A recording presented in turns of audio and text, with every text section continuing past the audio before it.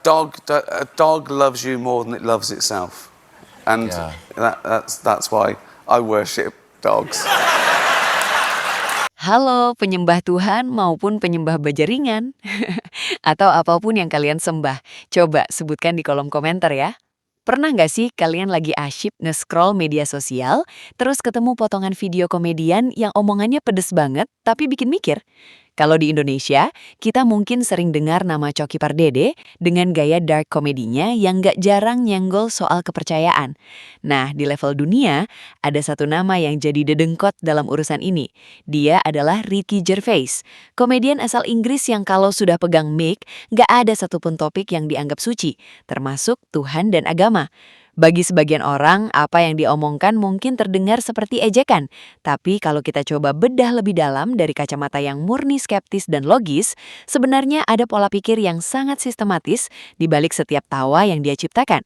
Kita bakal bahas gimana sih sudut pandang seorang Ricky Gervais dalam melihat konsep ketuhanan, dan kenapa dia begitu vokal menyuarakan keateisannya di depan jutaan orang. Sebelum kita masuk lebih jauh ke dalam pemikiran-pemikirannya yang tajam, ada satu hal penting yang perlu kita garis bawahi bareng-bareng. Pembahasan kali ini bakal menyentuh isu-isu yang sangat sensitif, terutama soal keyakinan dan agama.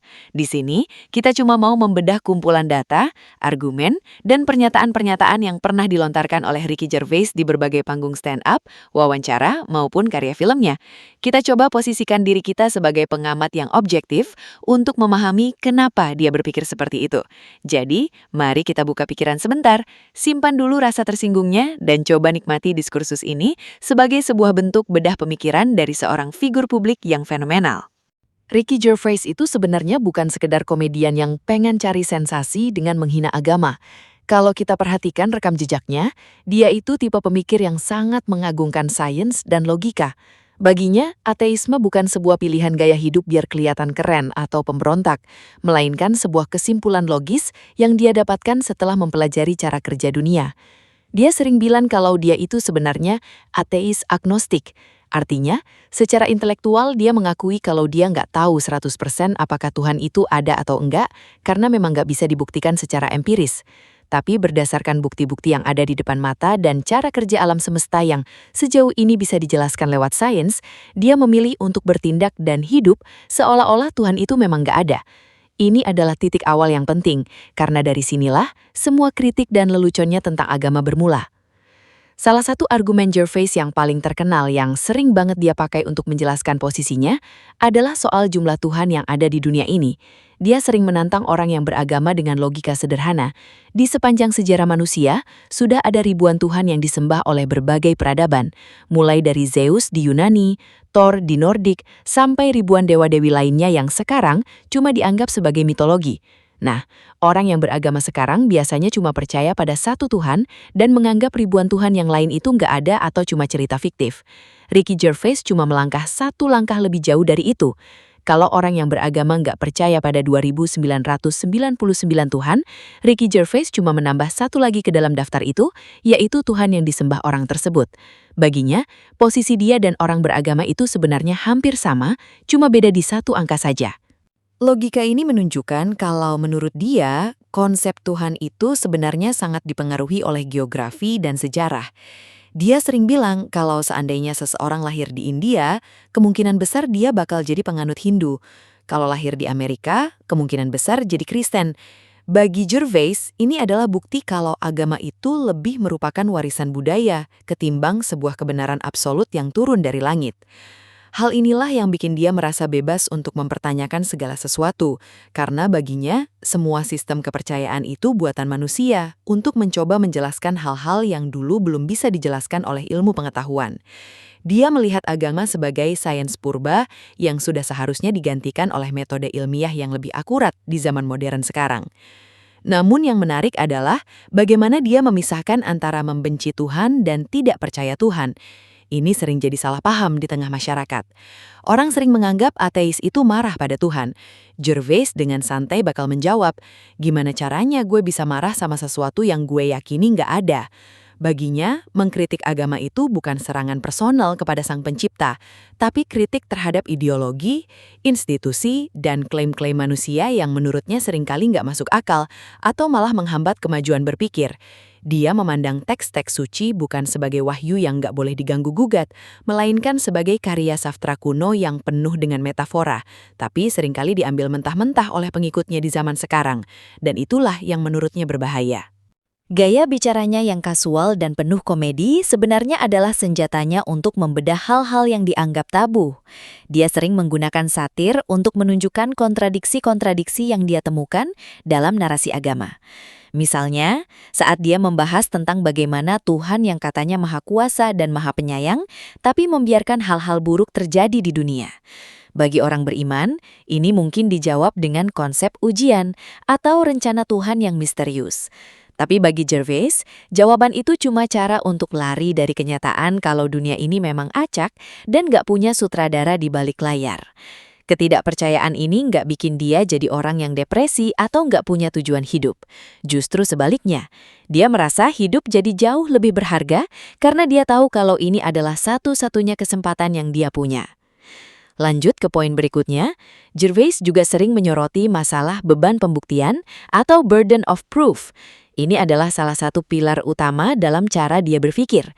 Menurutnya, kalau ada seseorang yang mengklaim kalau di atas kepalanya ada naga transparan yang nggak bisa disentuh dan nggak bisa dideteksi alat apapun, bukan tugas orang lain untuk membuktikan kalau naga itu nggak ada.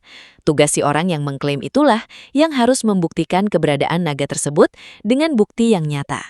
Hal yang sama dia terapkan pada konsep Tuhan. Baginya, sains nggak punya tugas untuk membuktikan Tuhan itu nggak ada, karena sains cuma bekerja berdasarkan apa yang bisa diobservasi. Karena pihak agama yang mengklaim keberadaan entitas supernatural, maka merekalah yang harus membawa buktinya ke meja diskusi. Dan sejauh ini, Gervais merasa belum ada bukti yang cukup kuat untuk meyakinkan dia. Pandangan seperti ini tentu saja mengundang banyak perdebatan, terutama soal moralitas. Banyak orang beranggapan kalau nggak ada Tuhan, maka nggak ada dasar untuk jadi orang baik. Orang bakal jadi liar karena nggak takut dosa atau neraka. Tapi, Gervais punya jawaban yang sangat menarik soal ini, yang berkaitan erat dengan bagaimana dia memandang martabat manusia tanpa campur tangan ilahi. Dia berargumen kalau moralitas itu nggak butuh perintah dari langit. Justru menurut dia, melakukan kebaikan karena takut dihukum di neraka atau pengen masuk surga itu bukan benar-benar kebaikan, melainkan cuma bentuk kepatuhan atau egoisme yang dibungkus agama. Dia lebih percaya pada moralitas yang lahir dari empati antar sesama manusia, yang nanti bakal kita bedah lebih dalam lagi bagian selanjutnya. Intinya di tahap awal ini kita bisa melihat kalau posisi Ricky Gervais adalah posisi seorang skeptis murni. Dia nggak melihat dunia ini melalui kacamata iman, tapi melalui kacamata data dan probabilitas. Apa yang dia lakukan di panggung stand-up bukan cuma sekedar melawak, tapi semacam provokasi intelektual agar orang-orang berani mempertanyakan apa yang selama ini mereka anggap sebagai kebenaran mutlak. Dia pengen kita sadar kalau dunia ini sangat luas, sangat tua, dan sangat kompleks untuk cuma dijelaskan dengan satu buku atau satu doktrin saja. Dan perjalanan pemikiran dia soal bagaimana menjalani hidup tanpa Tuhan inilah yang bikin sosoknya jadi begitu relevan untuk didiskusikan, terlepas dari apakah kita setuju atau enggak sama dia. Masuk lebih dalam ke soal moralitas, Ricky Gervais punya argumen yang seringkali bikin orang terdiam sejenak untuk berpikir. Banyak dari kita yang tumbuh dengan doktrin bahwa tanpa Tuhan, manusia bakal kehilangan kompas moralnya. Tapi bagi Gervais, moralitas itu bukan sesuatu yang diturunkan dari langit melalui perintah-perintah tertulis, melainkan sesuatu yang sifatnya biologis dan sosial. Dia sering memberikan contoh sederhana. Kalau kalian melihat seseorang jatuh atau terluka, dorongan untuk menolong itu muncul bukan karena kalian ingat ayat tertentu di kitab suci, tapi karena kalian adalah makhluk sosial yang punya empati. Empati inilah, menurut dia, dasar moral yang jauh lebih murni dan jujur. Dia merasa lebih terhormat melakukan hal baik hanya karena itu hal yang benar untuk dilakukan bagi sesama manusia, bukan karena dia sedang mengumpulkan poin untuk ditukarkan dengan tiket ke surga nanti. Argumen ini membawa kita pada pandangan dia tentang kebaikan yang tulus. Jervis pernah bilang kalau seorang ateis melakukan hal baik itu murni karena empati, karena dia nggak mengharapkan imbalan kekal apapun. Sebaliknya, dia mengkritik konsep moralitas yang didasari rasa takut akan hukuman neraka. Baginya, kalau satu-satunya alasan seseorang nggak membunuh atau nggak mencuri adalah karena takut pada Tuhan, maka orang itu sebenarnya punya masalah karakter yang serius. Jadi, dalam pandangan dia, ketiadaan Tuhan justru menantang manusia jadi lebih dewasa secara moral. Kita dipaksa untuk bertanggung jawab penuh atas tindakan kita di dunia ini kepada manusia lain, tanpa ada kesempatan untuk minta ampunan kepada entitas gaib, lalu merasa dosanya sudah hilang begitu saja. Lalu gimana cara dia memandang makna hidup kalau nggak ada hari akhir atau pembalasan? Ini sering jadi poin yang paling ngena dari pemikiran Ricky Gervais. Banyak orang merasa hidup itu sia-sia kalau akhirnya cuma jadi tanah. Tapi bagi Gervais, justru karena hidup ini terbatas dan gak ada kehidupan kedua, maka setiap detiknya jadi jauh lebih berharga. Dia sering menganalogikan hidup seperti sebuah pesta. Hanya karena sebuah pesta bakal berakhir, bukan berarti pesta itu gak menyenangkan atau gak berharga saat sedang berlangsung, kan? Justru karena kita tahu lampu bakal mati dan musik bakal berhenti, kita jadi lebih menghargai setiap momen dansa dan obrolan yang kita punya. Bagi dia, ateisme itu justru merayakan kehidupan yang sekarang, bukan malah sibuk mempersiapkan sesuatu yang menurutnya belum tentu ada. Hal ini juga berkaitan dengan cara dia menghadapi konsep kematian. Gervais punya jawaban yang sangat tenang soal ini. Dia sering mengutip pemikiran kalau kematian itu rasanya bakal sama persis dengan waktu sebelum kita lahir. Kita sudah pernah nggak ada selama miliaran tahun sebelum kita muncul di dunia ini, dan kita nggak merasa sakit atau menderita selama miliaran tahun itu. Jadi, kenapa kita harus takut kembali ke kondisi nggak ada itu? Ketidaktakutan ini bikin dia bisa fokus pada apa yang nyata di depan mata. Cinta, pertemanan, tawa, dan karya. Bagi dia, tujuan hidup itu bukan untuk melayani sesuatu yang supernatural, tapi untuk meninggalkan dunia dalam keadaan yang sedikit lebih baik daripada saat kita datang. Entah itu lewat komedi, atau sekadar jadi orang baik bagi orang di sekitar kita. Gervais juga sering membandingkan agama dengan sains dalam hal mencari kebenaran. Ada satu kutipan dia yang sangat populer, yang sering dianggap sebagai argumen paling kuat bagi kaum skeptis. Dia bilang, kalau seandainya semua buku sains dan semua kitab suci di seluruh dunia ini dimusnahkan sampai nggak bersisa, lalu 1000 tahun kemudian manusia mulai membangun peradaban lagi, hasilnya bakal menarik banget. Buku-buku sains bakal kembali persis sama seperti sebelumnya. Kenapa? Karena hukum alam itu tetap. Gravitasi bakal tetap ada, cara sel bekerja bakal tetap sama, dan percobaan ilmiah bakal menghasilkan kesimpulan yang serupa. Tapi, buku-buku agama nggak bakal kembali dengan isi yang sama. Bakal muncul ribuan Tuhan baru, ribuan mitologi baru, dan aturan yang beda lagi. Dari sini, dia menyimpulkan kalau sains itu berurusan dengan fakta objektif, sedangkan agama itu produk imajinasi dan budaya manusia yang selalu berubah-ubah. Pandangan ini menunjukkan kalau bagi Gervais, kebenaran itu harus bisa diuji dan dibuktikan. Dia sangat kagum dengan alam semesta, tapi dia lebih memilih untuk mengaguminya lewat teleskop daripada lewat doa. Baginya, kenyataan kalau kita ini cuma debu bintang yang entah bagaimana bisa hidup dan punya kesadaran, itu sudah jauh lebih ajaib dan spiritual daripada cerita-cerita penciptaan manapun. Dia nggak butuh cerita tentang mujizat untuk merasa takjub. Baginya, proses evolusi selama jutaan tahun yang menghasilkan mata manusia yang bisa melihat keindahan itu sendiri adalah sebuah mujizat dalam tanda kutip, sebuah kebetulan kosmik yang sangat luar biasa dan patut disyukuri dengan cara menjalani hidup sebaik mungkin. Selain itu, dia juga sering menyinggung soal keberuntungan. Sebagai orang yang sukses dan kaya, dia nggak merasa itu adalah berkat atau hadiah dari Tuhan. Dia melihatnya sebagai kombinasi antara kerja keras, bakat, dan keberuntungan murni karena lahir di tempat dan waktu yang tepat. Pandangan ini bikin dia jadi sosok yang menurut beberapa orang malah terasa lebih rendah hati. Dia nggak merasa dirinya spesial di mata Sang Pencipta dibanding orang lain yang hidupnya susah. Dia menyadari kalau hidup itu nggak adil bukan karena Tuhan sedang menguji hambanya, tapi karena memang alam semesta nggak punya kewajiban untuk bersikap adil. Pemahaman ini mendorong dia untuk punya rasa kemanusiaan yang kuat, terutama lewat dukungannya yang sangat vokal terhadap hak-hak hewan, karena dia merasa semua makhluk hidup itu setara dalam penderitaan dan kegembiraannya. Gervais sering banget dituduh sebagai orang yang sombong karena ateis. Tapi kalau kita perhatikan narasinya, dia justru ingin mengajak orang untuk nyantai. Dia melihat banyak banget penderitaan di dunia ini yang disebabkan oleh orang-orang yang terlalu serius dengan keyakinannya, sampai-sampai rela menyakiti orang lain yang beda paham. Dengan melepaskan konsep agama, menurut dia satu beban besar dalam peradaban manusia bisa hilang. Kita nggak perlu lagi berantem soal siapa yang punya Tuhan paling benar. Kita bisa fokus pada masalah nyata yang kita hadapi bersama sebagai spesies manusia di satu planet yang sama. Inilah intisari dari cara dia menjalani hidup, jujur pada logika, penuh empati pada sesama, dan selalu siap untuk menertawakan konyolnya eksistensi kita ini. Ngomongin soal Ricky Gervais nggak bakal lengkap kalau kita nggak bahas soal keberaniannya dalam bersuara, atau yang sering dia sebut sebagai kebebasan berpendapat yang mutlak. Banyak orang yang merasa tersinggung dengan leluconnya soal agama, tapi Gervais punya landasan berpikir yang sangat kuat soal ini. Dia selalu bilang kalau tersinggung itu adalah hak setiap orang, tapi bukan berarti pendapat orang lain harus dilarang.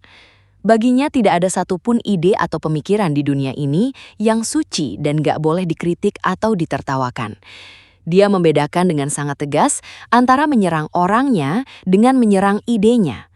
Menurut dia, kalau dia mengejek sebuah doktrin agama, dia nggak sedang menyerang individu yang memeluk agama tersebut, melainkan sedang membedah sebuah ideologi. Dia merasa aneh kalau ada orang yang merasa harus membela Tuhan atau agama dengan kemarahan. Karena baginya, kalau Tuhan itu memang maha kuasa, kenapa dia butuh dibela oleh manusia yang lemah? Logika ini sering dia pakai untuk menunjukkan betapa absurdnya konflik-konflik yang dipicu oleh rasa ketersinggungan atas nama iman. Salah satu topik yang paling sering dia ulik adalah apa yang di dunia filsafat dikenal dengan the theodicy atau masalah kejahatan. Ricky Gervais sering banget mempertanyakan narasi tentang Tuhan yang maha penyayang di tengah dunia yang penuh penderitaan. Dia sering memberikan contoh yang sangat ekstrim dan menyakitkan, seperti adanya penyakit kanker pada anak-anak atau bencana alam yang merenggut nyawa ribuan orang yang gak berdosa. Bagi Gervais, penjelasan agama bahwa itu adalah rencana Tuhan yang misterius atau ujian untuk menaikkan derajat terasa seperti sebuah penghinaan terhadap akal sehat dan empati manusia. Dia lebih bisa menerima kenyataan kalau dunia ini memang acak, kejam, dan gak peduli pada siapapun, daripada harus percaya ada entitas yang merencanakan penderitaan anak kecil demi sebuah tujuan yang gak bisa dijelaskan. Baginya, mengakui kalau alam semesta itu netral dan gak punya maksud apa-apa, jauh lebih menghibur daripada membayangkan ada sutradara yang membiarkan tragedi terjadi setiap hari. Pandangan ini membawanya pada kritik terhadap konsep takdir atau rencana Tuhan. Gervais melihat kalau orang seringkali menggunakan konsep takdir ini cuma untuk hal-hal yang bagus saja. Kalau ada orang selamat dari kecelakaan, mereka bilang itu mukjizat atau pertolongan Tuhan. Tapi Gervais bakal bertanya, lalu gimana dengan orang-orang yang meninggal di kecelakaan yang sama? Apakah Tuhan sengaja mengabaikan mereka? Keberpihakan narasi keagamaan ini menurut dia adalah bentuk bias kognitif manusia yang cuma mau melihat apa yang mereka pengen lihat. Dia merasa cara berpikir seperti ini bikin manusia jadi kurang bersyukur pada kemampuan diri sendiri dan kurang menghargai peran keberuntungan yang murni. Dia pengen orang-orang sadar kalau keberhasilan mereka itu hasil kerja keras dan kesempatan, bukan karena mereka adalah anak emas dari suatu kekuatan langit. Masuk ke soal kitab suci, Gervais sering memperlakukan teks-teks kuno tersebut seperti dia memperlakukan naskah film atau karya sastra. Dia sering mengambil cerita-cerita dari Alkitab, misalnya kisah Adam dan Hawa atau Bahtera Nuh, lalu membedahnya dengan logika modern yang kocak sekaligus tajam. Dia bakal menyoroti detail-detail teknis yang gak masuk akal, kayak gimana caranya Nuh memasukkan jutaan spesies hewan ke dalam satu kapal kayu tanpa mereka saling makan satu sama lain. Bagi sebagian orang, ini mungkin kelihatan seperti ejekan murahan, tapi sebenarnya Gervais sedang mencoba menunjukkan kalau banyak orang yang mengklaim percaya pada kitab suci sebenarnya nggak benar-benar membaca atau memikirkan isinya secara kritis. Dia ingin menunjukkan kalau cerita-cerita itu adalah mitologi yang mungkin punya nilai moral pada zamannya, tapi kalau dipaksakan jadi fakta sejarah atau pedoman hidup kaku di abad 21, jadinya malah bakal menghambat pemajuan pemikiran manusia. Namun yang menarik adalah, meskipun dia sangat kritis dan skeptis, Gervais nggak pernah bilang kalau hidup itu nggak punya sisi magis. Dia cuma nggak setuju kalau hal magis itu harus datang dari sesuatu yang supranatural. Baginya, sains dan astronomi memberikan rasa takjub yang jauh lebih besar daripada agama manapun. Dia sering membahas tentang betapa luasnya alam semesta, tentang triliunan bintang dan galaksi, dan betapa kecilnya posisi manusia di tengah itu semua. Rasa kecil ini nggak bikin dia merasa nggak berarti, malah bikin dia merasa spesial, karena di tengah luasnya ruang hampa yang mati, ada satu planet kecil di mana atom-atom bisa menyusun diri jadi makhluk hidup yang bisa berpikir, jatuh cinta, dan melawak. Baginya, itu adalah bentuk spiritualitas yang nyata. Spiritualitas yang berakar pada fakta, bukan pada dongeng. Ketidakpercayaannya pada Tuhan juga bikin dia punya pandangan yang unik soal kepemimpinan dan otoritas. Dia sangat gak suka dengan konsep hierarki agama, di mana ada manusia yang merasa punya jalur khusus ke Tuhan dan bisa mengatur hidup orang lain atas namanya. Gervais melihat ini sebagai bentuk kontrol sosial yang sudah usang. Dia mendorong orang-orang untuk jadi pemimpin bagi diri mereka sendiri, untuk mencari kebenaran lewat observasi dan pengalaman pribadi, bukan lewat dogma yang disuapkan sejak kecil. Dia sering bilang, kalau kita dilahirkan dengan otak yang punya kemampuan luar biasa untuk bertanya, maka adalah sebuah dosa, dalam tanda kutip, kalau kita nggak menggunakan otak itu untuk mempertanyakan segala sesuatu, termasuk hal yang paling sakral sekalipun. Gervais juga sering menyinggung soal gimana ateisme sering dianggap sebagai paham yang suram atau tanpa harapan. Dia justru membalikan logika itu. Menurut dia, harapan yang ditawarkan agama seringkali adalah harapan palsu yang bikin orang jadi pasif. Orang jadi merasa nanti juga bakal dibales di akhirat, sehingga mereka kurang berjuang untuk keadilan di dunia sekarang. Dengan menjadi ateis, Gervais merasa punya urgensi yang lebih besar untuk berbuat baik dan mencari kebahagiaan di sini, saat ini. Dia nggak butuh janji tentang sungai madu atau bidadari untuk merasa hidupnya penuh harapan. Harapannya ada pada kemajuan ilmu pengetahuan, pada kebaikan orang asing, dan pada kemampuan manusia untuk terus belajar dari kesalahan masa lalu. Gaya hidup tanpa Tuhan bagi Ricky Gervais juga sangat berkaitan dengan kejujuran intelektual. Dia merasa lebih damai mengakui kalau dia nggak tahu jawaban atas misteri besar alam semesta daripada harus berpura-pura tahu dengan cara mengutip ayat. Baginya, kalimat gue nggak tahu adalah salah satu kalimat paling jujur dan paling ilmiah yang bisa diucapkan manusia. Dengan mengakui ketidaktahuan, kita jadi punya ruang untuk belajar. Sedangkan kalau kita merasa sudah punya semua jawabannya lewat agama, maka proses pencarian ilmu itu bakal berhenti di situ saja. Sikap rendah hati di hadapan misteri alam inilah yang menurut dia jadi motor penggerak peradaban manusia sampai bisa sampai ke titik sekarang, bukan kepatuhan buta pada tradisi masa lalu. Satu hal yang bikin Ricky Gervais ini beda dari kritikus agama lainnya adalah dedikasinya yang luar biasa terhadap hak-hak hewan. Dan ini sebenarnya nyambung banget sama kacamata ateisnya. Kalau dalam banyak tradisi agama, manusia itu dianggap sebagai pusat alam semesta, makhluk paling mulia yang dikasih kuasa buat menguasai bumi dan segala isinya. Gervais melihatnya dari sudut yang benar-benar berbeda. Baginya, manusia itu cuma salah satu spesies di antara jutaan spesies lainnya yang kebetulan punya otak lebih besar. Karena dia nggak percaya ada jiwa yang cuma dikasih ke manusia, dia melihat penderitaan hewan itu sama nyatanya dan sama pentingnya dengan penderitaan manusia. Dia sering bilang kalau hewan nggak punya konsep surga atau neraka. Mereka cuma punya kehidupan yang sekarang ini. Dan itu bikin tindakan menyakiti hewan jadi jauh lebih kejam di matanya. Pandangan ini menunjukkan kalau tanpa agama pun, seseorang bisa punya rasa kepedulian yang luar biasa tinggi terhadap makhluk hidup lain. Bukan karena perintah kitab suci, tapi karena pengakuan bahwa kita semua berbagi rasa sakit yang sama di dunia yang fana ini. Keberanian dia buat ngomong apa adanya ini sering banget kita lihat di panggung-panggung besar, kayak waktu dia jadi host Golden Globes. Di sana dia nggak cuma nyentil soal agama, tapi juga kemunafikan para elit global. Baginya semua itu satu paket. Ateisme dia itu bukan cuma soal nggak percaya Tuhan, tapi soal skeptisisme terhadap segala bentuk otoritas yang merasa diri mereka lebih suci atau lebih benar dari orang lain. Dia memperlakukan para selebriti Hollywood yang merasa paling benar secara moral itu sama kayak dia memperlakukan pemuka agama yang merasa paling suci. Dia pengen menunjukkan kalau di depan hukum alam, kita semua itu sama-sama kecil dan sama-sama konyol. Gak ada yang punya hak istimewa buat gak ditertawakan. Sikap ini sebenarnya adalah bentuk radikal dari kesetaraan, bahwa kalau gak ada Tuhan yang ngatur hierarki manusia, maka gak ada alasan buat kita untuk menyembah sesama manusia, mau itu nabi, pendeta, atau aktor pemenang Oscar sekalipun.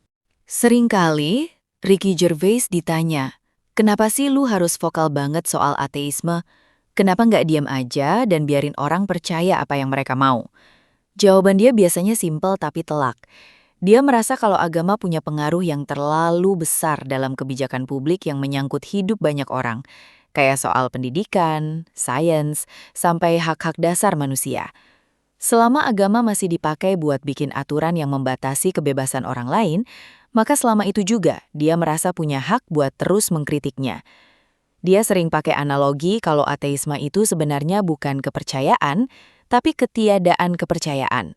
Kayak hobi, kalau kalian nggak koleksi perangko, kalian nggak bakal bilang hobi gue adalah nggak koleksi perangko. Tapi kalau tiba-tiba ada aturan pemerintah yang mewajibkan semua orang beli perangko karena perintah dari kolektor perangko agung di langit, baru deh kalian bakal protes keras. Itulah yang dia rasakan soal posisinya sebagai ateis di tengah masyarakat yang masih sangat religius. Gervais juga sering membedah sisi psikologis di balik kenapa orang beragama. Dia nggak membenci orang yang beriman. Dia justru paham kalau manusia itu punya kecenderungan alami buat mencari pola dan makna di tengah kekacauan. Manusia itu takut sama kegelapan, takut sama kematian, dan takut kalau ternyata hidup ini nggak ada artinya. Agama, menurut dia, adalah obat penenang yang sangat efektif buat ngatasin ketakutan itu. Dia mengakui kalau percaya ada Bapa di langit yang sayang sama kita dan bakal kasih kita kebahagiaan abadi, itu jauh lebih nyaman daripada menerima kenyataan kalau kita ini cuma debu kosmik yang bakal hilang ditelan waktu. Tapi bagi Gervais, kenyamanan nggak sama dengan kebenaran. Dia lebih milih kebenaran yang dingin daripada kebohongan yang hangat. Baginya, kedewasaan itu artinya berani menghadapi kenyataan apa adanya tanpa butuh pelukan dari teman khayalan. Inilah yang membawa kita pada cara dia memaknai warisan atau legacy. Kalau orang beragama fokus pada apa yang bakal mereka dapatkan setelah mati, Gervais fokus pada apa yang dia tinggalkan buat orang-orang yang masih hidup. Dia melihat karya-karyanya, kayak serial The Office atau Afterlife, sebagai cara dia buat tetap ada, meskipun dia sudah nggak ada nanti. Dia percaya kalau keabadian yang sesungguhnya itu bukan di surga, tapi di dalam memori orang-orang yang pernah kita bikin ketawa, orang-orang yang pernah kita bantu, atau lewat pemikiran-pemikiran yang kita bagikan. Makanya, dia nggak pernah ngerasa sia-sia kerja keras atau bikin sesuatu yang bermakna. Justru karena dia tahu waktunya terbatas, dia pengen memastikan kalau jejak yang dia tinggalkan itu positif dan bisa bikin dunia ini sedikit lebih ceria buat mereka yang masih harus lanjutin perjalanan. Gervais juga sering menyoroti betapa anehnya konsep dosa. Baginya, konsep dosa seringkali cuma dipakai buat bikin orang merasa bersalah atas hal-hal yang sebenarnya alami atau nggak merugikan siapa-siapa. Dia sering bilang kalau selama sesuatu itu nggak nyakitin orang lain dan dilakukan atas dasar suka sama suka, itu bukan urusan siapa-siapa, apalagi urusan entitas di langit. Dia lebih setuju sama konsep bahaya atau harm daripada dosa. Kalau tindakan kita membahayakan orang lain, itu yang harus dilarang dan dihukum. Tapi kalau cuma soal apa yang kita makan, apa yang kita pakai, atau siapa yang kita cintai, dia merasa agama terlalu mencampuri urusan privat manusia. Dengan membuang konsep dosa, dia merasa manusia bisa hidup lebih jujur dan lebih bahagia tanpa beban rasa bersalah yang nggak perlu. Menariknya, meskipun dia dikenal sebagai ateis pemarah di internet, kalau kita lihat wawancara-wawancara yang lebih personal, dia itu orang yang sangat penuh kasih dan sangat menghargai hal-hal kecil. Dia bisa sangat emosional kalau ngomongin soal pasangannya atau soal anjing-anjingnya. Ini membuktikan kalau pandangan dunia yang ateis nggak bikin seseorang jadi robot yang nggak punya perasaan. Justru karena dia nggak percaya ada kekuatan gaib yang bakal benerin semuanya, dia merasa harus jadi lebih baik lagi dalam menunjukkan kasih sayang sekarang juga. Dia nggak nunggu waktu yang tepat buat bilang sayang atau buat nolong orang. Karena baginya, nggak ada jaminan besok atau kehidupan selanjutnya. Urgensi inilah yang jadi bensin dia untuk terus produktif dan tetap jadi orang baik versinya sendiri. Di titik ini, kita bisa mulai paham kalau gaya hidup Ricky Gervais itu adalah tentang integritas intelektual. Dia nggak mau dipaksa buat percaya pada sesuatu yang otaknya sendiri nggak bisa terima. Dia menghargai akal budi sebagai pencapaian tertinggi manusia. Dan dia merasa sangat sayang kalau akal itu harus dimatikan demi kepatuhan pada dogma. Baginya, bertanya itu bukan tanda kurang iman, tapi tanda rasa ingin tahu yang sehat. Dia pengen kita semua jadi kayak anak kecil yang nggak pernah berhenti tanya kenapa. Bahkan sampai pertanyaan itu bikin orang dewasa di sekitar kita jadi gerah. Karena dari pertanyaan-pertanyaan itulah, peradaban manusia bisa maju, mitos bisa dibongkar, dan kita bisa lebih dekat pada pemahaman yang nyata tentang siapa kita sebenarnya di tengah alam semesta yang maha luas ini. Nah, kalau kita mau melihat gimana pemikiran Ricky Gervais ini dipraktekkan dalam sebuah narasi yang lebih emosional, kita bisa menengok salah satu karyanya yang paling fenomenal, yaitu serial Afterlife. Di sana, dia memerankan seorang pria yang dunianya hancur setelah istrinya meninggal karena kanker. Lewat karakter ini, Gervais sebenarnya sedang menunjukkan wajah dari ateisme yang paling jujur saat berhadapan dengan tragedi. Dia nggak kasih bumbu-bumbu kalau istrinya sekarang lagi tersenyum di surga, atau lagi nungguin dia di tempat yang lebih baik. Dia menunjukkan kepedihan yang luar biasa, karena dia tahu, secara fisik dan kesadaran, orang yang dia cintai itu sudah benar-benar nggak ada. Tapi, alih-alih berakhir pada nihilisme atau keputusasaan yang kosong, dia menunjukkan kalau obat dari duka itu bukan agama, melainkan koneksi antar manusia dan kebaikan-kebaikan kecil yang kita lakukan buat orang lain.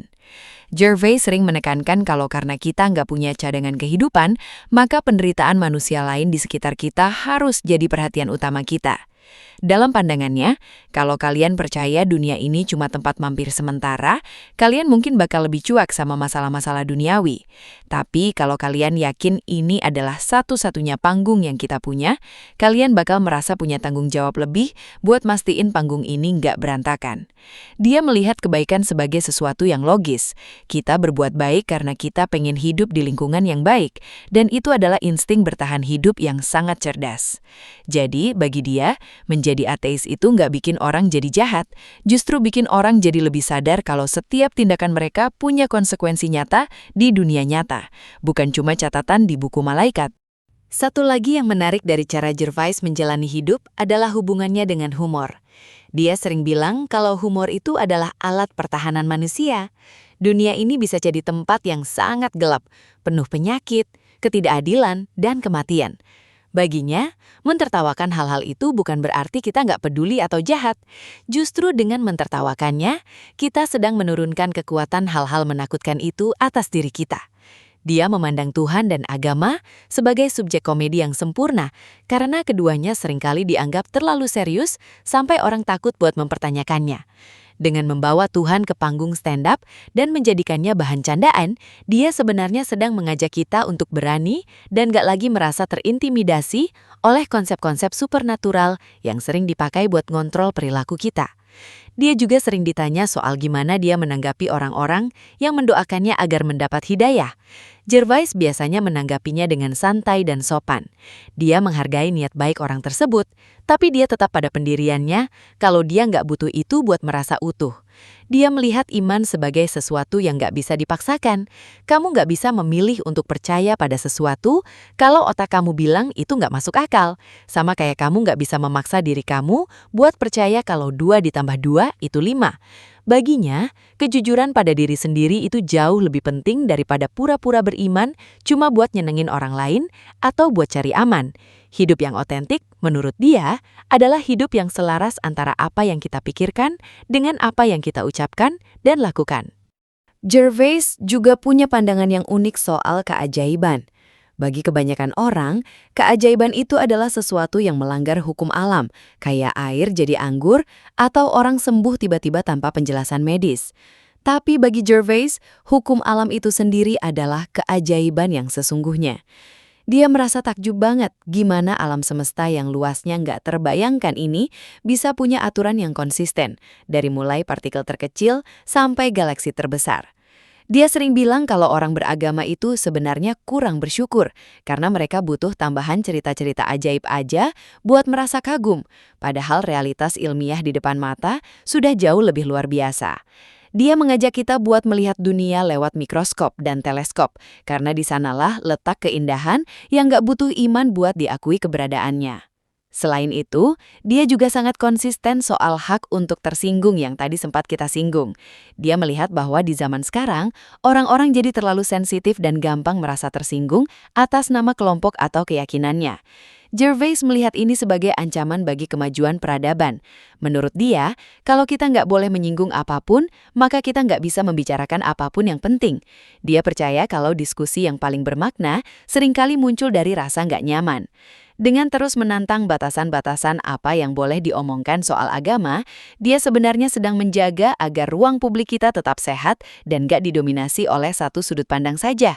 Dia pengen kita semua punya kulit yang lebih tebal dalam menghadapi perbedaan pendapat. Bagi Ricky Gervais, menjalani hidup tanpa Tuhan juga berarti melepaskan diri dari beban takdir. Banyak orang yang merasa tertekan karena mikir, apa ya rencana Tuhan buat gue?